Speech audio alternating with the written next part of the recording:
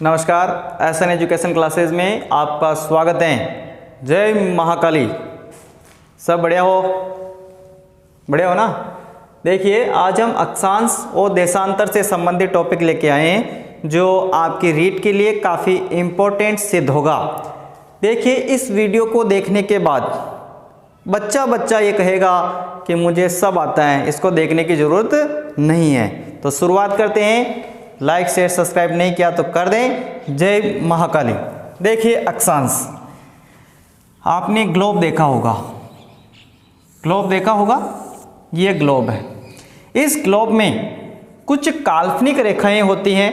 क्या होती हैं? कुछ काल्पनिक रेखाएं होती हैं। इसको मैं बोलूँगा पूर्व। इधर क्या होता है? पूर्व। और इधर क्या बोलूँगा मैं? पश्चिम। ऐसी काल्पनिक रेखाएं जो पूर्व से पश्चिम की ओर खींची जाती हैं, पूर्व से पश्चिम की ओर खींची जाती हैं, उन्हें क्या कहते हैं? अक्षांश। तो परिभाषा लिख लें। वे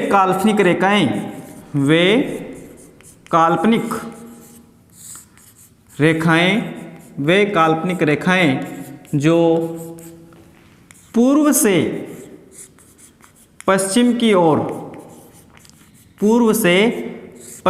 ओर खींची जाती हैं, पूर्व से पश्चिम की ओर खींची जाती हैं, उसे क्या कहते हैं?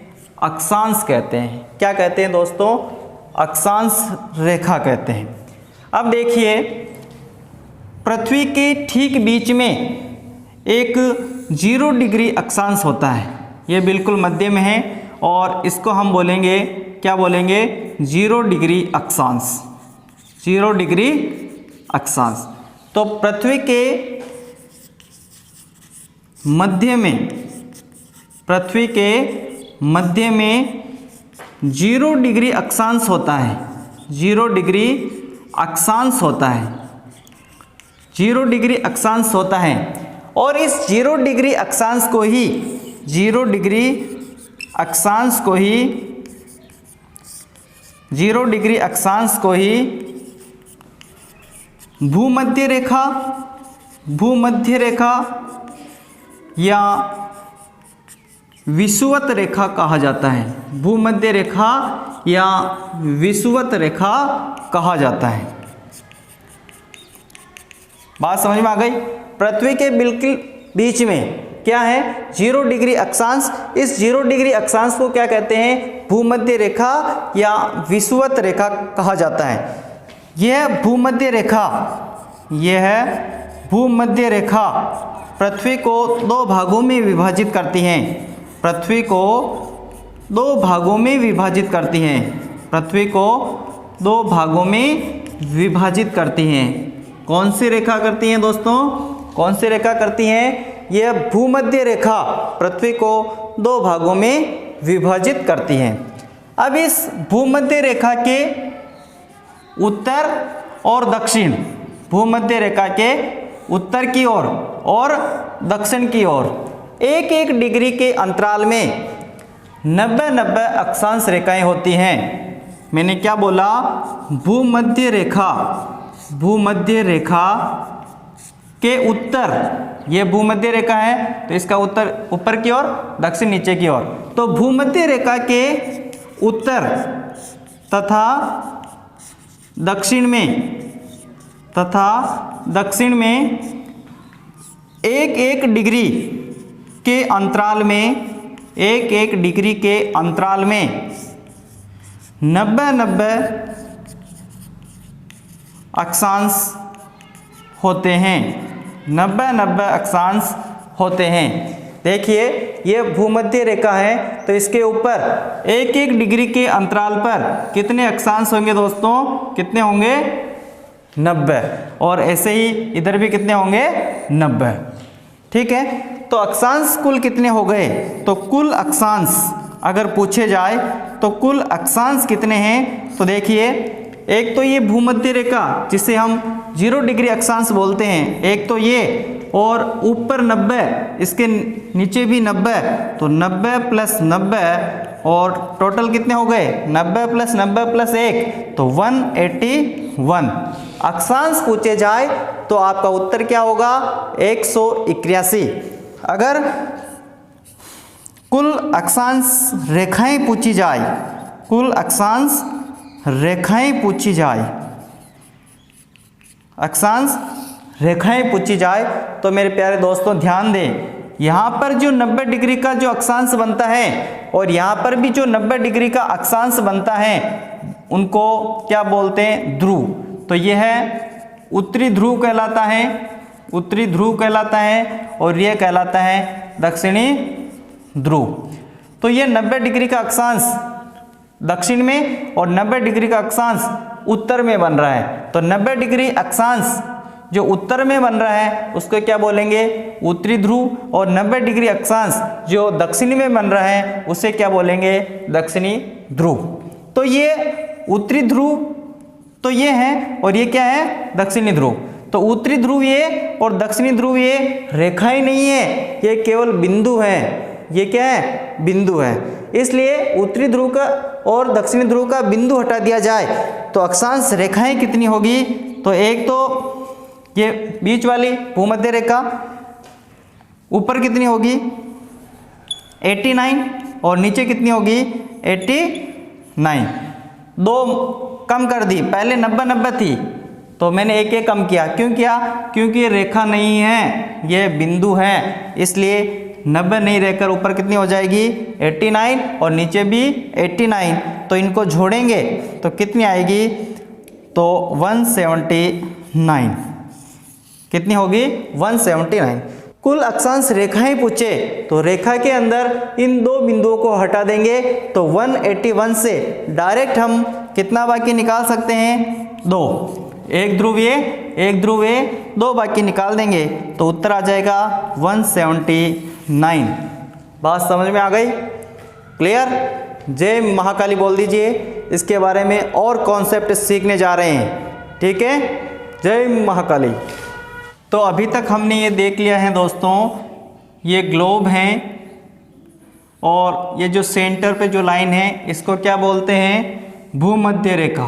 क्या बोलते हैं? भूमध्य रेखा, जो 0 डिग्री अक्षांश पर होती है। तो इस भूमध्य रेखा के ऊपर की ओर 23.5 डिग्री उत्तरी अक्षांश, 23.5 डिग्री उत्तरी अक्षांश, इसको हम बोलेंगे दोस्तों कर्क रेखा। क्या बोलेंगे दोस्तों? कर्क रेखा। इसी प्रकार इस भूमध्य रेखा के नीचे की ओर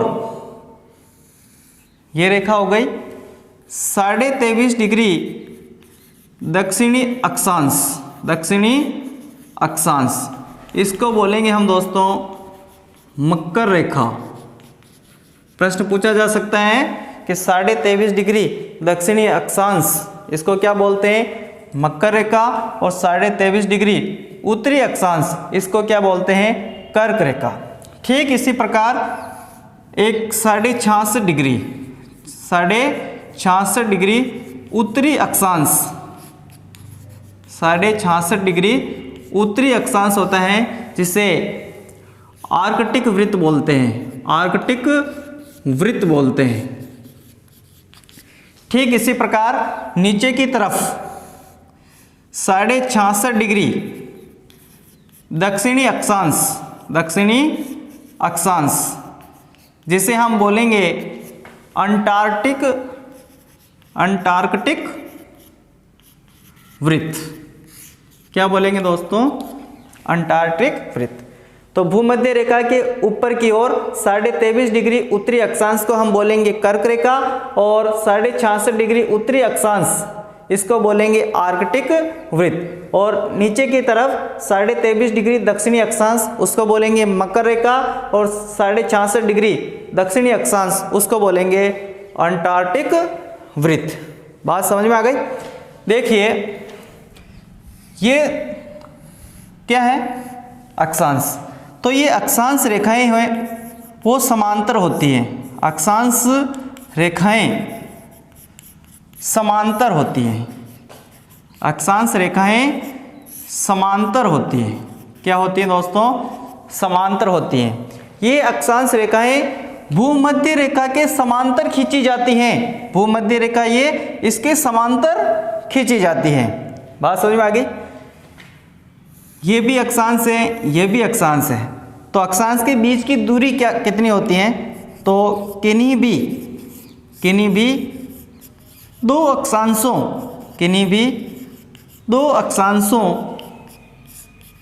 के मध्य की दूरी 111 किलोमीटर होती है। 111 किलोमीटर होती है।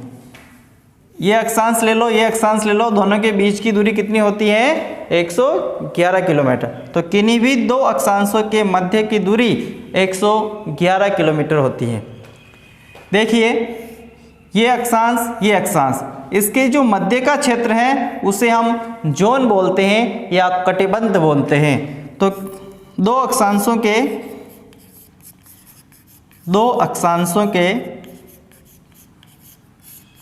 मध्य का क्षेत्र जोन या कटिबंध कहलाता है। क्या कहलाता है? जोन या कटिबंध कहलाता है। दो अक्षांशों के बीच का क्षेत्र, उसे क्या कहेंगे? जोन या कटिबंध कहेंगे। बात समझ में आ गई? इस भूमध्य रेखा के ऊपर की ओर 23.5 डिग्री उत्तरी अक्षांश, जिसे हम क्या बोलते हैं? कर्क रेखा। तो कर्क रेखा पर 21 जून को, कब? 21 जून को सूर्य बिल्कुल ऊपर होता है।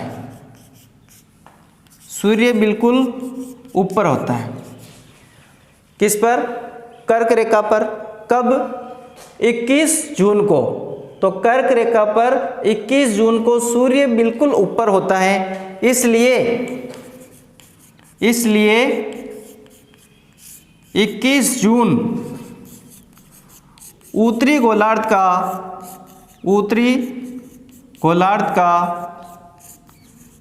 सबसे बड़ा दिन होता है।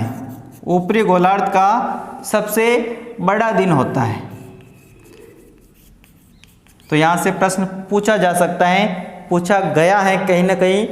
तो देखिए, प्रश्न ऐसे बनता है कि उत्तरी गोलार्ध का सबसे बड़ा दिन कौन सा होता है? तो उत्तरी गोलार्ध का सबसे बड़ा दिन कौन सा होता है? 21 जून। इस दिन क्या होता है? सूर्य इसके बिल्कुल ऊपर होता है। ठीक है। ठीक इसी प्रकार 22 दिसंबर को भूमध्य रेखा के ऊपर क्या थी? कर्क रेखा। नीचे की ओर मैंने क्या बताया? मकर रेखा। तो 22 दिसंबर को मकर रेखा पर सूर्य बिल्कुल ऊपर होता है। सूर्य बिल्कुल ऊपर होता है,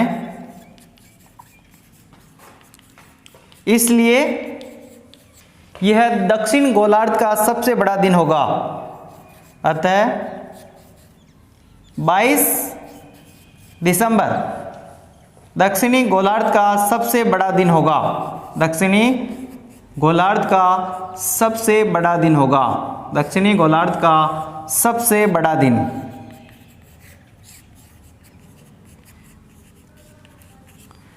उत्तरी गोलार्ध का सबसे बड़ा दिन पूछे तो 21 जून और दक्षिणी गोलार्ध का सबसे बड़ा दिन पूछे तो 22 दिसंबर।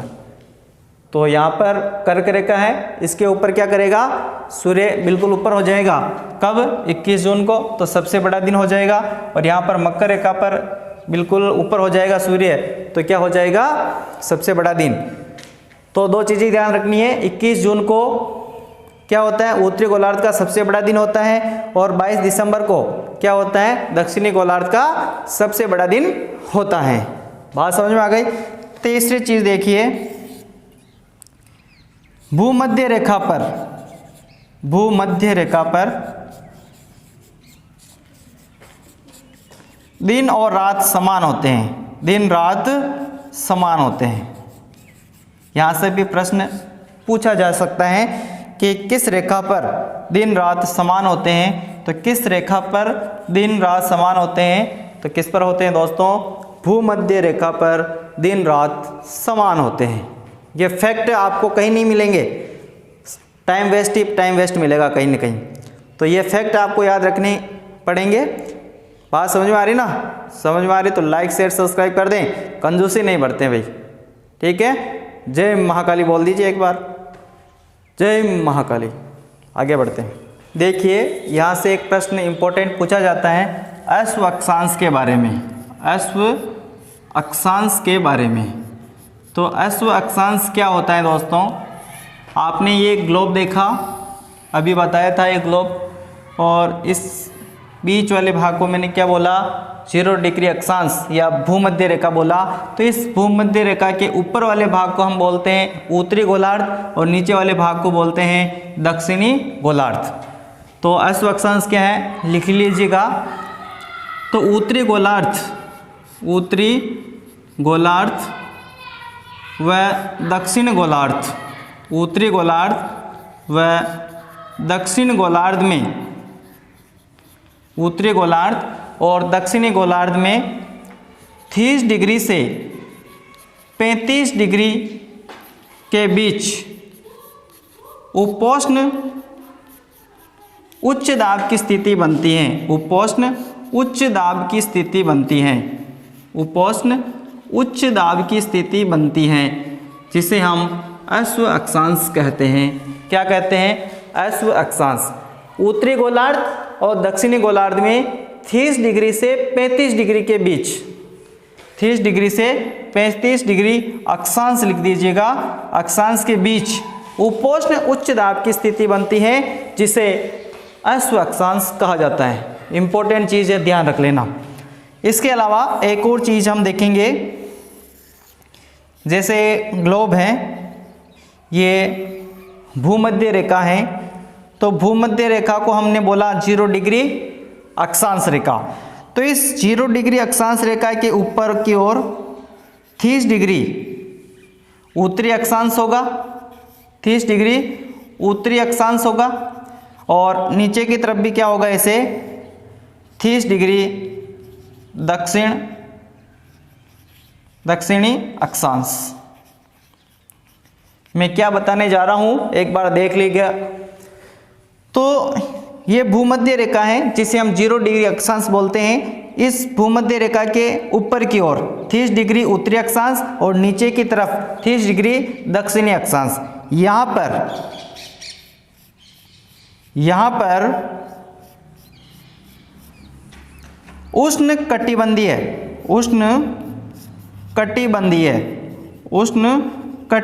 क्षेत्र पाए जाते हैं, उष्ण कटिबंधीय क्षेत्र पाए जाते हैं। कहाँ पर? इन दोनों जगह पर, 0 डिग्री अक्षांश से 30 डिग्री उत्तरी अक्षांश और 0 डिग्री अक्षांश से 30 डिग्री दक्षिणी अक्षांश। यहाँ पर उष्ण कटिबंधीय क्षेत्र पाए जाते हैं। ठीक इसी प्रकार 30 डिग्री से 60 डिग्री, 30 का गैप ले रहा हूँ मैं, 30 डिग्री उत्तरी अक्षांश से 60 डिग्री उत्तरी अक्षांश, 60 डिग्री उत्तरी अक्षांश, इसको मैं इस प्रकार शो कर रहा हूं। ठीक इसी प्रकार 30 डिग्री दक्षिणी अक्षांश से कितना लूंगा मैं, 60 डिग्री दक्षिणी अक्षांश, 60 डिग्री दक्षिणी अक्षांश। यहाँ किस प्रकार के क्षेत्र होंगे? तो यहाँ किस प्रकार के क्षेत्र होंगे दोस्तों? शीतोष्ण प्रकार के क्षेत्र होंगे, शीतोष्ण प्रकार के यहाँ पर क्षेत्र होंगे। और 60 डिग्री से 90 डिग्री अक्षांश क्या आ जाता है? 90 डिग्री अक्षांश पर ध्रुव आ जाता है, और यहाँ पर भी ध्रुव आ जाएगा। तो 60 डिग्री अक्षांश से 90 डिग्री अक्षांश यानी उत्तरी ध्रुव। यहाँ पर मैं इसको ऐसे शो कर रहा हूँ। यहाँ पर किस प्रकार का क्षेत्र होगा दोस्तों? शीत प्रकार का क्षेत्र, किस प्रकार का क्षेत्र होगा? शीत प्रकार का क्षेत्र होगा। तो यहाँ पर भी इस क्या होगा? शीत प्रकार का क्षेत्र होगा, शीत क्षेत्र होगा। बात समझ में आ गई होगी। ये जो भूमध्य रेखा है इसके ऊपर की ओर 30 डिग्री उत्तरी अक्षांश, नीचे की तरफ 30 डिग्री दक्षिणी अक्षांश।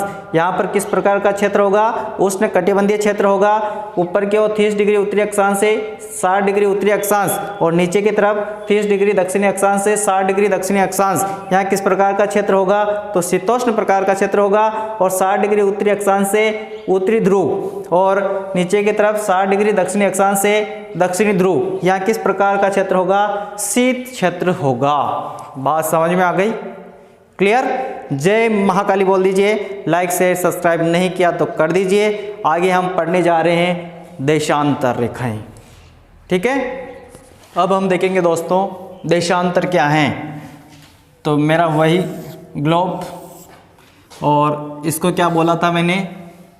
क्या बोला? भूमध्य रेखा। और इसको क्या बोला मैंने? उत्तरी ध्रुव। इसको क्या बोला मैंने? दक्षिणी ध्रुव।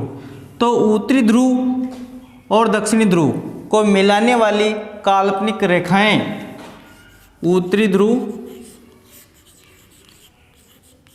और दक्षिणी ध्रुव, उत्तरी ध्रुव और दक्षिणी ध्रुव को मिलाने वाली काल्पनिक रेखाओं को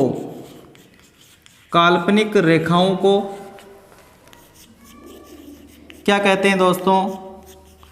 देशांतर रेखाएं कहते हैं। क्या कहते हैं? देशांतर रेखाएं कहते हैं। ये उत्तरी ध्रुव है, ये दक्षिणी ध्रुव है, इनको मिला दीजिए। ये रेखाएं क्या कहलाती हैं दोस्तों? देशांतर रेखाएं कहलाती है। बात समझ में आ गई? जिस प्रकार 0 डिग्री अक्षांश को भूमध्य रेखा कहा था, उसी प्रकार 0 डिग्री देशांतर रेखा को भी एक अलग नाम से जानेंगे। तो 0 डिग्री देशांतर रेखा, 0 डिग्री देशांतर रेखा जो होती है उसको प्रधान याम्योत्तर रेखा या ग्रीनविच रेखा के नाम से जाना जाता है। प्रधान याम्योत्तर रेखा या ग्रीनविच रेखा के नाम से जाना जाता है। ग्रीनविच रेखा के नाम से जाना जाता है। किसे? 0 डिग्री देशांतर रेखा जो होती है उसे ग्रीनविच रेखा या प्रधान याम्योत्तर रेखा कहा जाता है। इंपॉर्टेंट चीज है, ध्यान रख लेना, यहाँ से प्रश्न पूछा जा सकता है। एक चीज इसमें बताता हूँ अलग बना के। यही मेरा ग्लोब, यही मेरा क्या है? विषुवत वृत्त या भूमध्य रेखा, और ये ध्रुव, ये भी ध्रुव। यहाँ मैं खींच रहा हूँ क्या? देशांतर रेखाएं। ये ध्रुव हैं और इसको मैं बोलता हूँ भूमध्य रेखा, भूमध्य रेखा। तो यहाँ दूरी देखते जाना, दूरी देखना। तो मेरे प्यारे दोस्तों, दूरी यहाँ कम है या यहाँ? तो दूरी यहाँ कम है। अब जो मैं प्रश्न पूछता हूँ उसको आपको जवाब देना है। देखिए, जब मैं भूमध्य रेखा से ध्रुव की ओर जाता हूँ, जब मैं भूमध्य रेखा से ध्रुव की ओर जाता हूँ,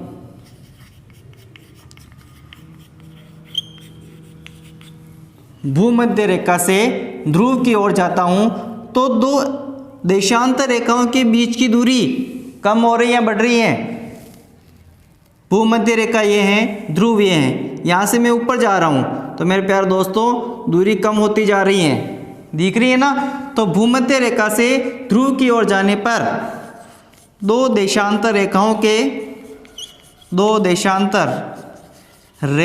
के मध्य दूरी क्या होती है? कम होती जाती है, कम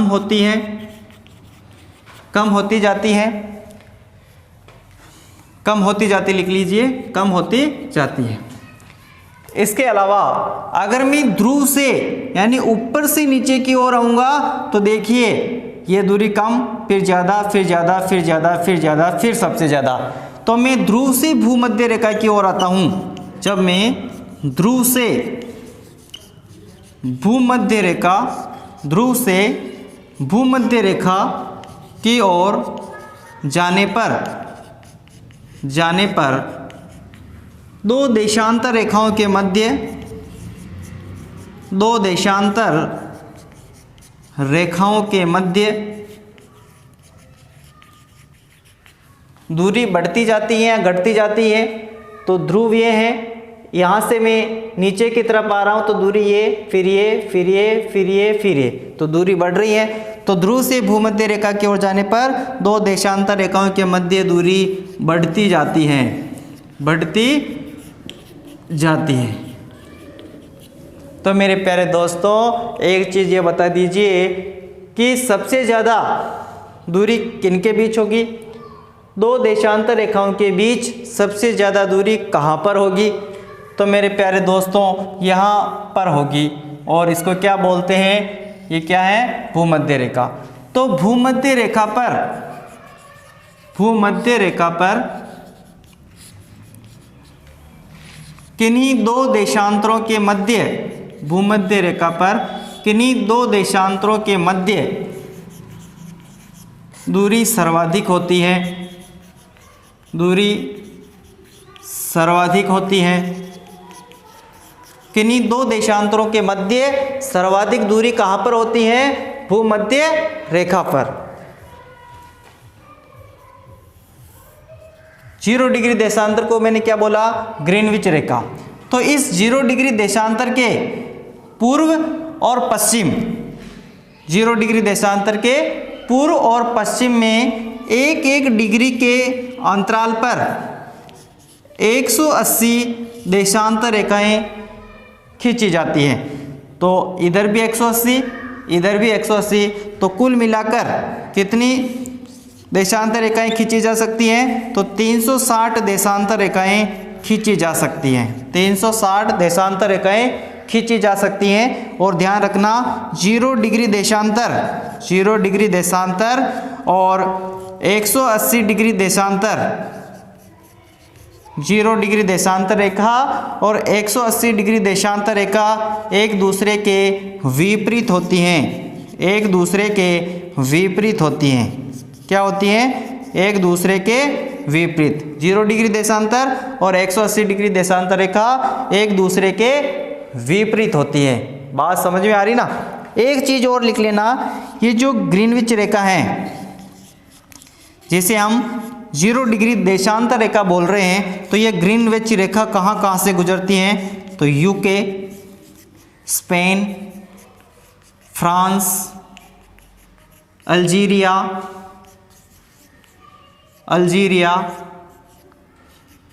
अंटार्कटिका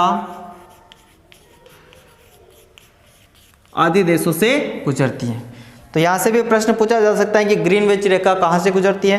तो मेन जगह याद रखनी है आपको, यूके, स्पेन, फ्रांस, अल्जीरिया और अंटार्कटिका। बात समझ में आ गई? बात समझ में आएगी तो लाइक, शेयर, सब्सक्राइब कर दें। कोई कंजूसी इसमें नहीं बरतें। जय महाकाली।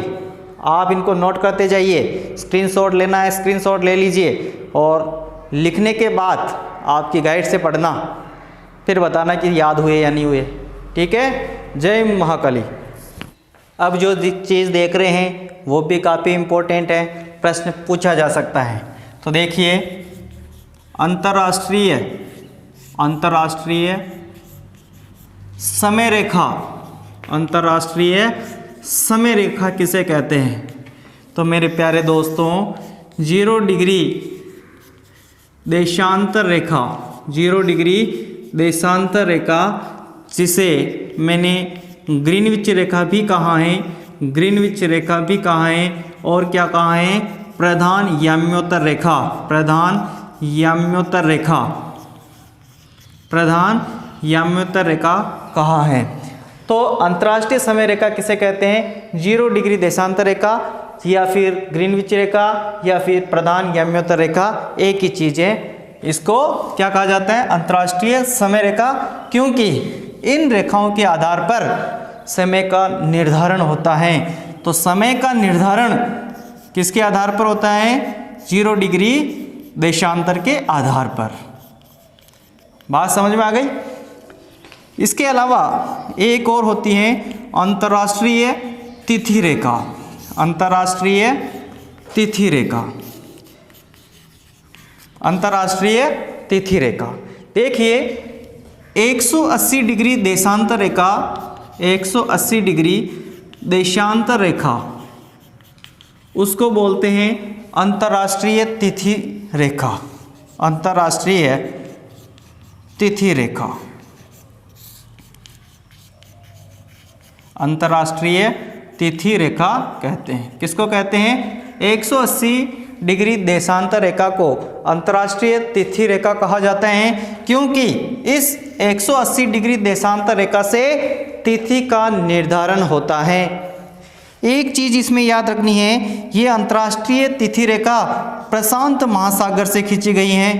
कहाँ से खींची गई है? प्रशांत महासागर से खींची गई है। कहाँ से खींची गई है?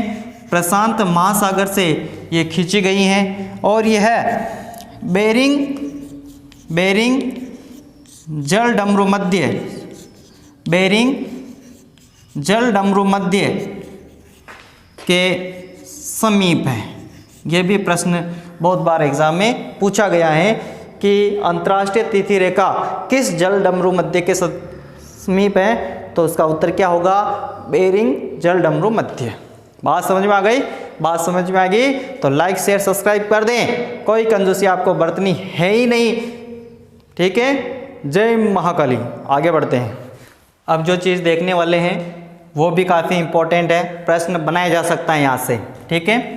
देखिए पृथ्वी को एक चक्कर पूरा करने में कितना समय लगता है दोस्तों? 24 घंटे का समय लगता है। एक चक्कर पूरा करने में 24 घंटे का समय लगता है। इसका मतलब ये हुआ कि पृथ्वी 24 घंटे में 360 डिग्री देशांतर घूम जाती है। 360 डिग्री देशांतर घूम जाती है 24 घंटे में। अगर पूछ ले कि 1 घंटे में कितना घूमेगी, तो 1 घंटे में कम घूमेगी, इसलिए भाग देना पड़ेगा।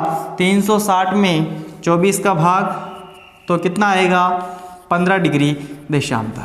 तो पृथ्वी 1 घंटे में 15 डिग्री देशांतर घूम जाती है। इसको मैं ऐसे लिख सकता हूँ कि 15 डिग्री देशांतर घूमने में 15 डिग्री देशांतर घूमने में पृथ्वी को समय कितना लगता है? 1 घंटे का। 1 घंटे में 15 डिग्री देशांतर बोले या 15 डिग्री देशांतर घूमने में 1 घंटा, एक ही चीज़ है। तो मैं इसको ऐसे लिख रहा हूँ, 15 डिग्री देशांतर घूमने में समय 1 घंटा, और 1 घंटे को ऐसे लिख सकते हैं 60 मिनट, ठीक है? 15 डिग्री देशांतर घूमने में जब 60 मिनट का समय लगता है, तो मेरे प्यारे दोस्तों ये चीज़ बताइए कि 1 डिग्री देशांतर घूमने में कितना समय लगेगा? तो 1 डिग्री देशांतर घूमने में 60 बटा क्या करना पड़ेगा? 15। तो कितना समय लगेगा? 4 मिनट का समय लगेगा। तो 1 डिग्री देशांतर घूमने में पृथ्वी को कितना समय लगता है? 4 मिनट का समय लगता है। बात समझ में आ गई? अब यहाँ से भी प्रश्न सीधा सीधा पूछा जा सकता है, तो आपको ये फैक्ट याद रखने हैं। इसके अलावा मैंने बताया था कर्क रेखा, बताई थी 23.5 डिग्री उत्तरी अक्षांश, इस रेखा को मैंने क्या बताया था? कर्क रेखा। तो इसे ट्रॉपिक ऑफ कैंसर कहा जाता है। ट्रॉपिक ऑफ कैंसर के नाम से जाना जाता है। ट्रॉपिक ऑफ कैंसर के नाम से जाना जाता है। अफ्रीका की कांगो नदी भूमध्य रेखा को 2 बार काटती है। भूमध्य रेखा को 2 बार काटती है। भूमध्य रेखा को 2 बार काटती हैं और अफ्रीका की ही लिम्पोपो नदी मकर रेखा को 2 बार काटती हैं, मकर रेखा को 2 बार काटती हैं। एक प्रश्न और पूछा जा सकता है कि कर्क रेखा भारत के कितने राज्यों से गुजरती हैं? तो कर्क रेखा भारत के 8 राज्यों से गुजरती हैं, 8 राज्यों से गुजरती है। यहाँ से प्रश्न बनाया जा सकता है, वो 8 राज्य कौन कौन से हैं? अगर आप देखना चाहें तो उसका लिंक हमारे डिस्क्रिप्शन में है और वो 100 ट्रिक से हैं। ये 8 ही राज्यों को याद रखने की एक शानदार ट्रिक है, उसका लिंक डिस्क्रिप्शन में है, आप वहाँ से इसको देख लें। बात समझ में आ गई? तो ये हमारा अक्षांश और देशांतर से संबंधित टॉपिक ख़त्म हो चुका है। काफ़ी इम्पोर्टेंट फैक्ट इसमें आपको देखने को मिले होंगे। आशा करता हूँ वीडियो पसंद आया होगा। वीडियो पसंद आया तो लाइक शेयर सब्सक्राइब कर दें। ठीक है, जय महाकाली। मिलते हैं नेक्स्ट वीडियो में।